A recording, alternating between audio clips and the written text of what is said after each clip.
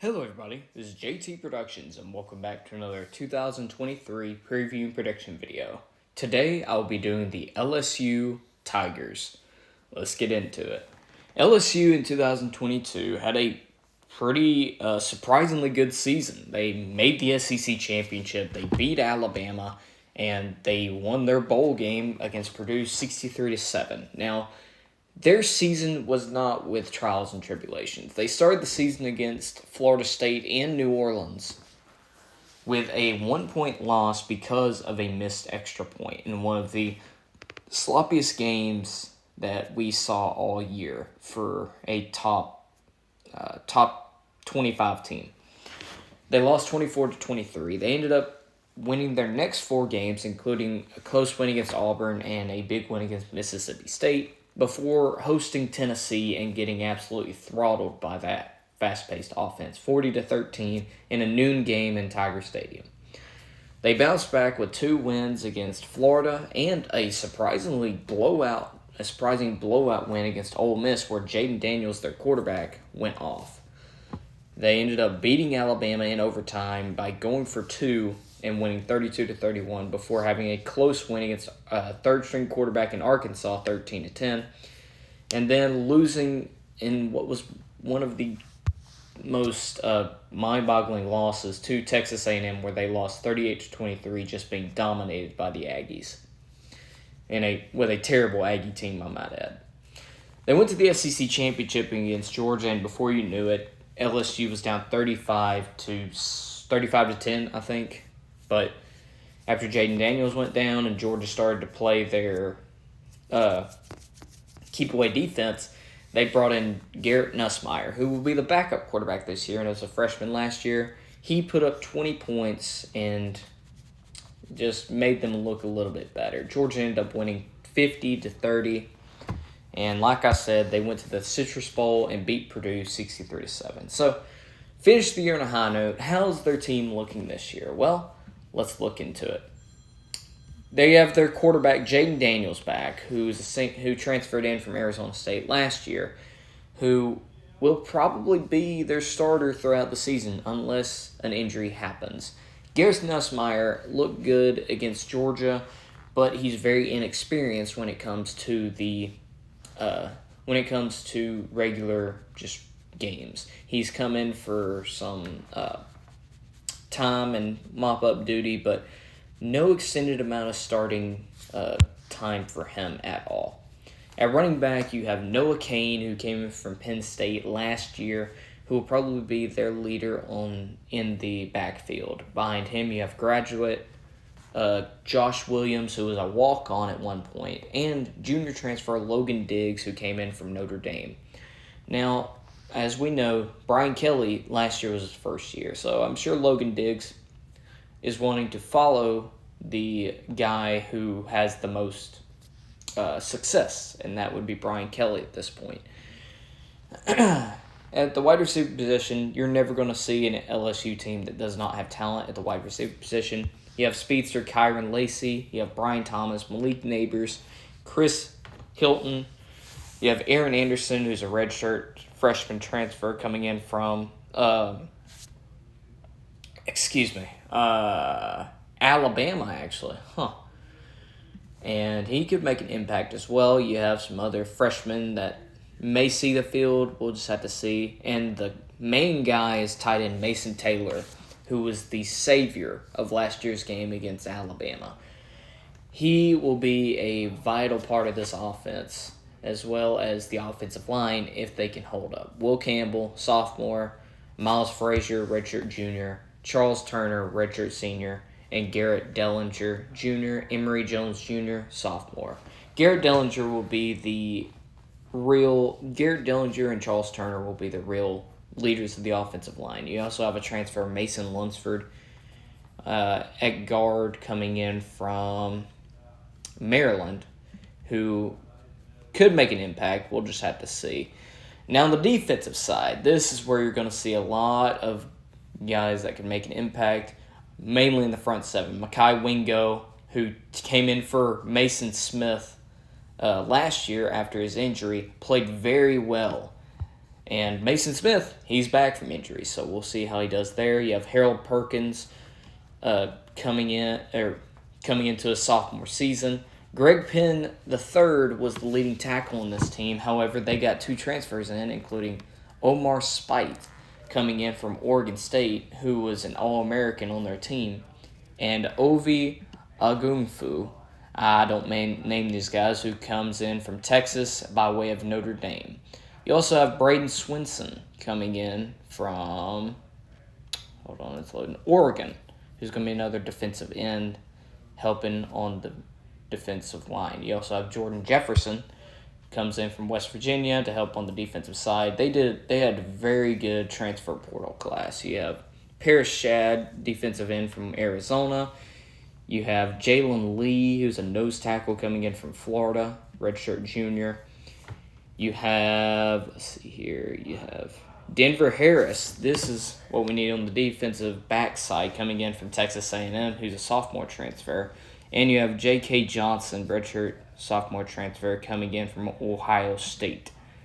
Now, you also have Zay Alexander coming in from Southeast Louisiana, and Deuce Chestnut, junior transfer from Syracuse, who was one of their best players on that Syracuse team. The main thing we're going to have here for LSU, defensive front seven is going to be great. The secondary is where we're going to have some questions. Major Burns, strong safety, he came from Georgia. He's looking to have his first start this year. Greg Brooks, he's a redshirt senior transfer. I think he started a little bit last year. We'll see how they do. Now, Denver Harris, J.K. Johnson, Zay Alexander, Deuce Chestnut, they're going to have a big impact on this defensive back room, but I think they're going to be just fine when it comes to the defense and the offensive side. So, with that being said, let's go to the schedule to see how I think LSU is going to do this year. Well, they start out with a pretty tough game in Orlando, Florida, taking on Florida State in the Camping World Stadium. This is going to be a tough game for LSU, especially for that inexperienced secondary.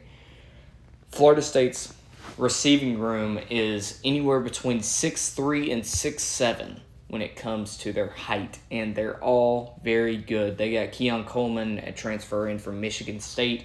They have Johnny Wilson. They have a bunch of other guys that are big and can play. Jordan Travis is coming back. He's a very electric player. He could be a Heisman finalist this year. He's really good. Trey Benson comes back in the running back room. Their offensive line played pretty good last year compared to the previous years under their head coach. You also have Jared Verse and a bunch of other guys. This is going to be a very tough game for both teams. I'm going to say that Florida State takes it on the fact that I just think they're going to be able to have a very good advantage against that secondary of LSU, especially this early in the season. If this game happened maybe late November, I would maybe say different. It's just going to be a coin flip on who I think is going to win this game. So I'm going to give it to Florida State and give LSU their first loss of the year at 0-1 before having Grambling State come to Baton Rouge to get their butts pushed in. I think LSU beats Grambling State badly, gets some playing time for Garrett Nussmeier and a lot of those young guys. Go 1-1 before they go on the road in the SEC to Mississippi State. This game, you're going to have Will Rogers, and you're going to have a new offensive philosophy under Zach Arnett. Rest in peace, the Pirate, Mike Leach. We'll see how Mississippi State does, but I think LSU's going to be able to get the win. Could be close because of that new style and how Zach Arnett wants to run things, but I think LSU's going to be able to get the win here. Then you come back home to play Arkansas. KJ Jefferson, the Walmart version of Cam Newton. They're going to have Rocket Sanders. They're going to have a bunch of other guys, but the receiving room's really the issue for me when it comes to Arkansas. I just don't know if they're going to be able to stretch the field when it comes to against teams like LSU. So I think, especially and with their defense not being as good as you'd want it to be, with losing like Bumper Pool and a bunch of other guys, I think LSU wins this game to be on a 2-game winning streak before having a big game at Ole Miss in Oxford. This is going to be a tough game. It was early in the game. It was tough last year for LSU before they pulled away. And in Oxford, it's going to be a tough environment. They also have a road game the next week, but it's against Missouri. So I think it's a tough game. This game and the Florida State game, I went back and forth on. But since I give you a loss in the Florida State game, I think I'm going to give you a win here on the road at Ole Miss. Ole Miss is going to have a quarterback controversy when it comes to who's going to start. They got Jackson Dart, and they got Spencer Sanders, and even Walker Howard if he wants to push for a starting job. But if Lane Kiffin wants his offense to run as well as he does, he needs to pick a quarterback and pick it well. At this point in the year, very early, even though it's already 5 weeks in, you could still have some semblances of that quarterback controversy. And that unknown is why I'm picking LSU. So LSU 4-1. Then you go on the road to Missouri. Missouri's going to be a tough team this year physically, but their offense I don't think is going to be able to score enough to keep up with LSU. So I think you get a win here before coming back home to play in the Tiger Bowl against Auburn. Auburn and LSU since 2016 have been a very tough game for both sides. They've always been around a 1-possession, 2-possession game, except for 2020. I mean, 2016 you had the double loss where LSU threw the touchdown and we thought Auburn lost. Then they reviewed it and said that the quarterback didn't get the snap off before the time went out. And then LSU ended up losing. Then you had 17 where LSU came back, and 18 where LSU came back, then 19 where Bo Nix and Auburn gave Joe Burrow and LSU everything they had. 2021 where Auburn won in Baton Rouge for the first time since the 90s. Then 2021 where LSU was able to fight back from a very tough game against Auburn. This year could be no different because you have Hugh Freeze in Auburn. But I think LSU is just too talented for that. Hugh Freeze given next year or even the next, and he's going to be fighting for games like this and probably going to be getting some of those. So you get another win. You're on a 6-game winning streak. You're 7-1 before playing Army. This could be an interesting game. Army has a track record of coming and fighting very close matchups against teams like LSU. A couple of years ago, they went to overtime with Michigan. And Army's no joke. That triple option is hard to stop. I do think that you're going to be not just a little bit, but too talented for Army to get the better of you, though. And I think you get another win to go into your bye week at 8-1. Oh, not 7-1, sorry. Yeah, 7-1. Coming out of it, though, you have Alabama. That bye week couldn't have came at a better time. You got the win against Alabama last year, but Alabama has historically, since Nick Saban's been at Alabama, had your number, especially in Tuscaloosa. In Baton Rouge, you've at least been able to keep it close, but in Tuscaloosa, they've been able to rattle you a lot. But this year seems a little bit different with the quarterback situation at Alabama. I just don't know if they're going to have the quarterback situation because Jalen Milroe, while he's talented and has the running ability, he's just too inconsistent for my vote. Ty Simpson, don't know if he's ready, hadn't seen a lot of him. And Tyler Buckner, I just don't know about him either. They're going to have a talented defense. They're going to have a talented run game. Their wide receivers are going to be pretty good. But it just seems like LSU is the more talented team this year, which is saying something for the first time in a while against Alabama. And I think that you get a big win in Tuscaloosa to go to 8-1 before playing Florida in Baton Rouge. Now, this could be a slump game for LSU. We're coming off a big win on the road, coming back to play another rival. Florida is not going to be a great team this year, but they're going to have a two-headed running attack. Ricky Pearsall is going to be a very good receiver. Graham Mertz, as long as he keeps turnovers away, he's going to be a decent quarterback. Their defense is going to be improved. I think it's going to be a slump game early for LSU, but I think you can pull away in the end. While Brian Kelly has a track record of struggling in games late in the year when he's not supposed to, especially at Notre Dame in years to where he, not like the Ian Book years, but look at 2017 when you already had a loss against Georgia. You went down to Miami and got beat by Mark Richt in Miami. So I wouldn't be surprised if they had another loss here, but I'm going to give you the benefit of the doubt and give LSU a win against the Gators to give you 9-1. You stay home to play Georgia State, and you'll be able to beat them down. Georgia State's not going to be nothing to you. And then you play Texas A&M at home.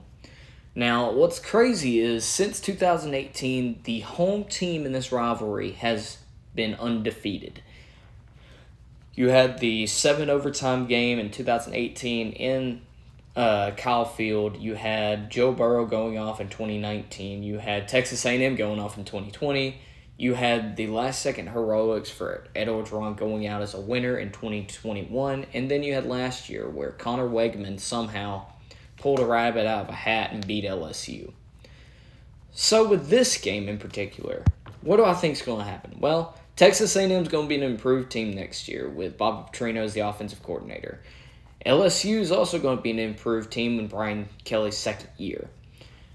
I think LSU gets the win. I think LSU is able to knock off Texas A&M.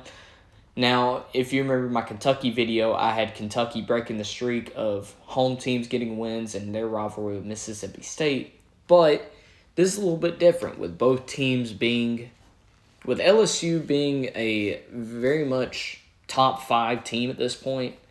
I think they're going to be able to take care of A&M and make their way probably to the SEC title and playing probably Georgia. So who knows what could happen after that. Anyways, there you go. I got LSU going 11-1 on the 2023 season. First time that they've been had more than 10 wins since 2019, and that's when they went 12-0. So they could even make the playoffs if they pulled off an upset in the SEC title. So who knows what's going to happen. Anyways, thank you all so much for watching. Hope y'all enjoyed, and Go Dogs.